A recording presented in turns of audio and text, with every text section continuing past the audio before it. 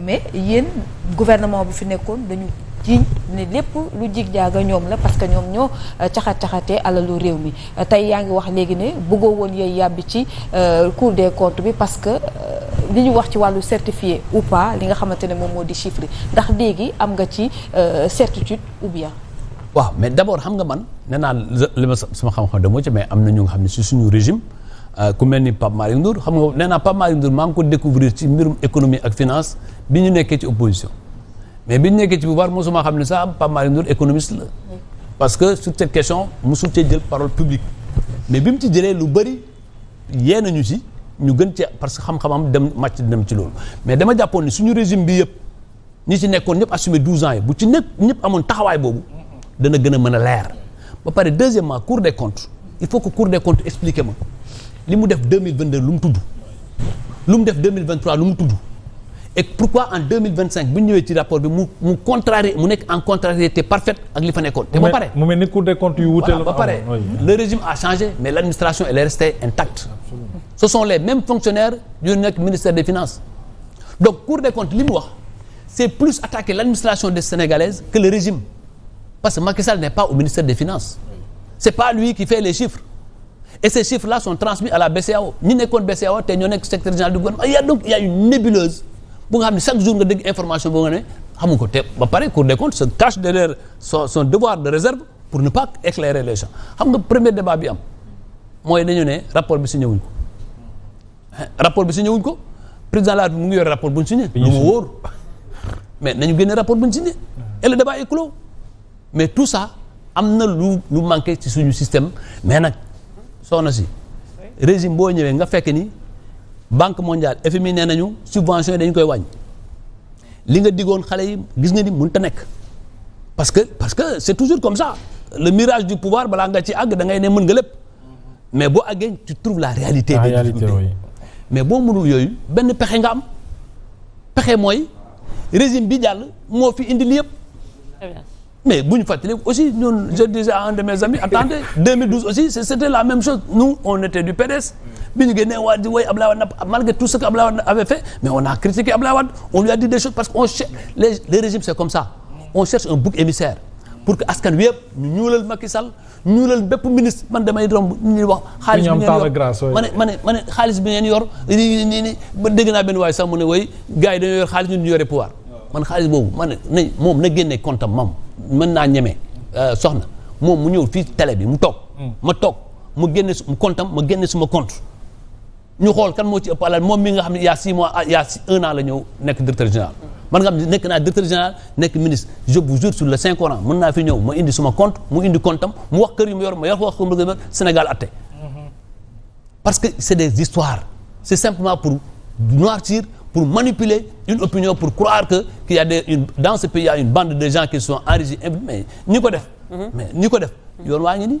ñoom am nañu état xam nañu tey ku yor ak ku yorut fii wax nañ fii am na benn compte bu am plus de 1000 milliards man maa ngi xaar ba tey ñu wax ma ban compte la maa ngi xaar ba tey am na beneen directeur général bu am fit bu yokk sax ne 1300 la 1300 milliards mais tout ça il faut qu'on clarifie il faut qu'on arrête la manipulation et que suñu réew et c'est là où j'attendais Bassirou Diomaye Faye parce que Bassirou Diomaye Faye a fait un discours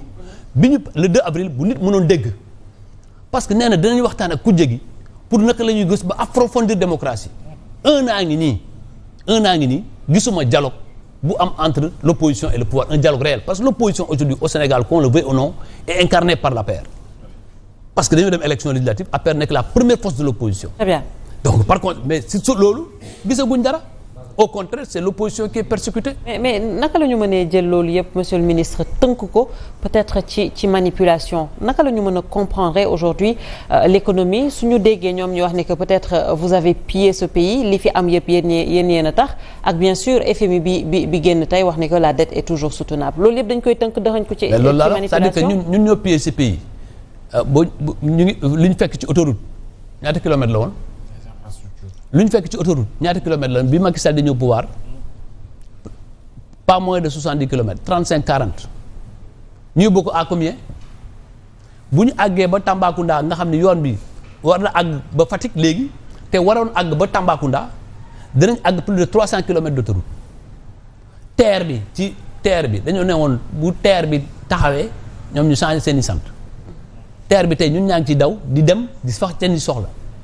li ñu doon wax ci mbirum emploi des jeunes président Macky Sall def na fi ab xëyu ndaw ñu ne du dara au moins ça nous a fait recruter plus des milliers au moins 30 000 jeunes 30 000 jeunes yooyu beaucoup aujourd'hui sont persécutés parce que on leur dit qu'ils appartenaient à l'ancien régime est-ce que nit war na parce que man j'ai trouvé man bi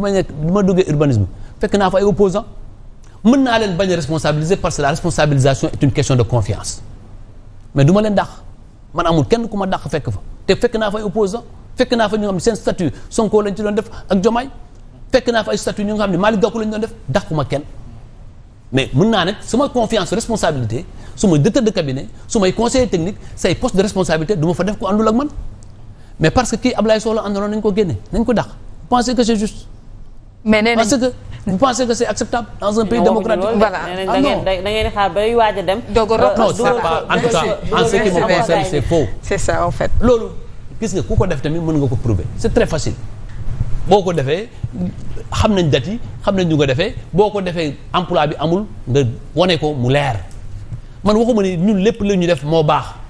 mais dama ne aussi réew mi ci ay principes gis naa aussi ñu nga xam ne dañ leen recruter depuis 2018 2019 parce que simplement ils font des publications parce que seulement ils ne sont pas d'accord ñu wax leen mais nañu réew mi ñun ñoo ko bokk réew mi ñun ñoo ko nañ ñuy delloo si waat seen xel ñu xool naka la ñuy jubantee suñu réew parce que jubante bi du loolu jubante bi c'est pas mettre des Sénégalais tous ces Sénégalais aujourd'hui c'est des citoyens de la République président Diomaye kum ci neex ki ko woteel ak ki ko woteelul tey moom moo njaboote ñëpp moom mooy kilifa ñëpp yàlla moo démocratie moo ko jox dana am ñuy xeex nag pour que ñoom tamit buñ rendez-vous électoral buy ñëw ñu bañ leen a joxaat loolu tam mooy démocratie loolu mooy ab réew mais mënoo ñëw rek réew sur la base de l'appartenance kii APR la bokkoon kii dafa am mu am manichéisme ñii dañoo baax ñii dañoo bon mais attendez loolu nag c'est une des déceptions de notre démocratie bi léegi yaa ngi tudd FMI Fonds monétaire international ñu ngi fii ci Sénégal c'est vrai que ne rappelé nañ que le Sénégal est toujours capable d'honorer le service de la dette donc pour le moment la dette du Sénégal est toujours soutenable mais FMI aussi refuse Sénégal de mosul nekk en rupture de paiement par rapport au service de la dette mais le FMI refuse en même temps de débloquer les fonds pour le Sénégal et impose ses conditions c'est-à-dire dafa am lu fi jot a xew muy cette sortie bi le Premier ministre defoon sur les chiffres falsifiés loolu moo ñu topp ba léegi est-ce que di nga d'accord ak ñenn ñi jàpp ne loolu moo ñu jural lii yëpp ba sax notu Sénégal ñu di ko dégrader un peu partout xam nga li nga xam ne ni ñu koy présenter peut-être que mën na bañ a am le débat bi am Sénégal mos na am France c'est-à-dire chiffres yu France joxe dafa am moment bu nga xam ni am nañu ci d'accordul contesté ko parce que nit buy jaay parce que dette booy dem di leb même banque yow Mohamed boo bëgg a leb banque looy yóbbu sa bulletin de salaire ak sa am bi nga am boo amee benn kër boo amee benn bien banque évaluer ko mais booy dem ci outil nga won nit ñi que réew mi dafa màbb nga won réew mi que ñi fi nekkoon dañoo sàcc ba dañoo feesal seen i compte mais ala kulli alin képp ku doon def dara def ndànk taxawaat tuuti loolu voilà lii FMI di am c'est une mesure responsable prudente mais il est évident que si maintenant xam nga man je ne préjuge de rien je dis am na moment sax gouvernement bi ne léegi au-delà de la Cour des comptes danañ def audit indépendant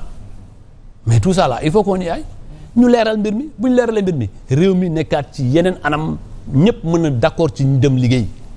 parce que liggéey bi mooy am solo parce que la politique politicienne là mosul développer aucun pays Macky Sall a fait ici ce que aucun président n'a fait Macky Sall a fait preuve d'engagement moo tax lii Macky Sall am ci bitim réew moo tax man le fait de considérer Macky Sall comme un adversaire pour man ça n'a pas de sens parce que un ancien président et tous les présidents qui l'ont tenté à un moment fu ñu mujj après réconcilier wu Macky Sall et Abdoulaye Wade ont eu le même problème fu ñu mujj il ne faut pas qu'on perde du temps Macky Sall est un atout pour le Sénégal ak loo ko mënta reprocher. loo koy reprocher le président Diomaye. moi je crois fondamentalement c'est ça l'intérêt du pays. il peut le conseiller. moi c'est ça je crois que c'est ça l'intérêt du pays et ba ñoom l'esprit du 2 avril. l'esprit du 2 avril a été faussé le 2 avril xam nga man. mënoon naa am sax lu ma naqari. man dama nekkoon acteur nekk Kaffrine di xeex bu dégg bëccëg man bu Sonko waxee ni waxtaan am na ci laa yëg ne waxtaan am na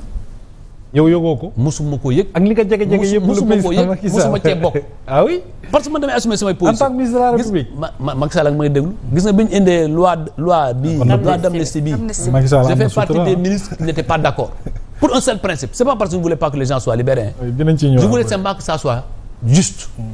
parce que doo jàpp ay nit nga yóbbu leen kaso nga génne leen sans raison. parce que soo jàppee nit. war nga wax lu tax nga jàpp ko. mais ñu xëy rek loi d'amnistie et le 19 mars on libère tout le monde. boobu man maa ngi woon ci gouvernement et je parce que quand même au-delà de ma posture d'ancien ministre je suis quand même un administrateur civil am na lu nga xam ne mënuma ci àgg waaye la position de principe était